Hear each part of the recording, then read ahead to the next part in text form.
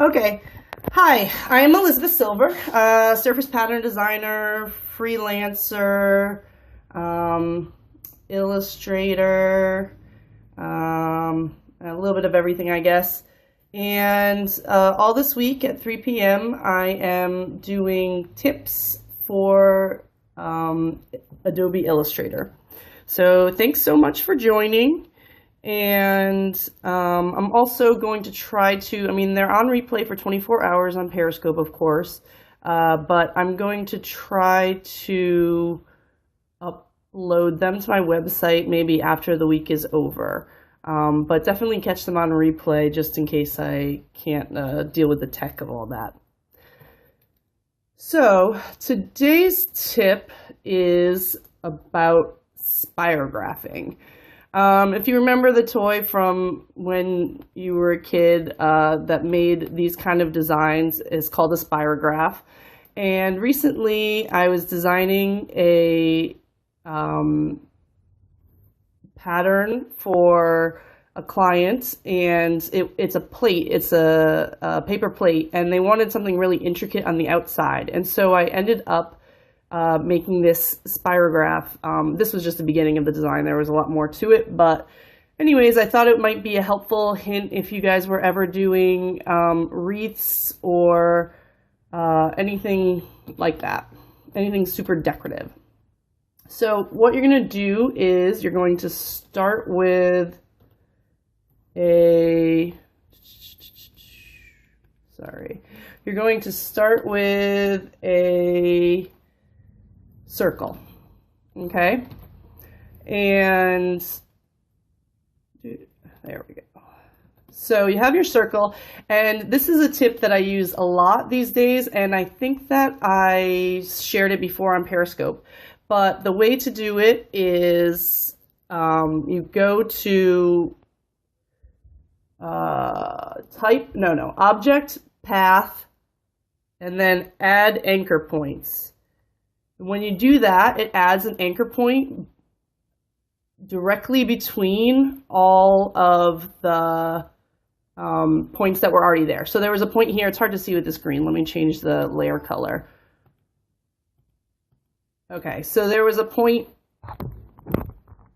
at each 12 o'clock, 3 o'clock, 6 o'clock, and 9 o'clock.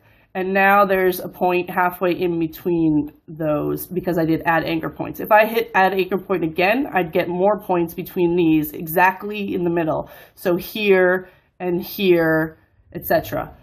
So the next step is I like to stop with 8. This is going to make 8 different sections. So the next stop is to go to Effect. Okay, Effect, Distort and Transform, Pucker and Bloat. So for Pucker and Bloat, you click the preview button and you can kind of see what it does. So for this one on the left, I did a light bloat and made a shape something similar to this. I think this time I'll do a little bit of a star shape and see what we come up with.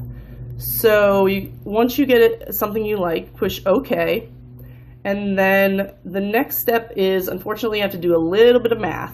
So getting out my calculator, if you have a point here and a point here, if you divide it into 8, that's 45 degrees between each section.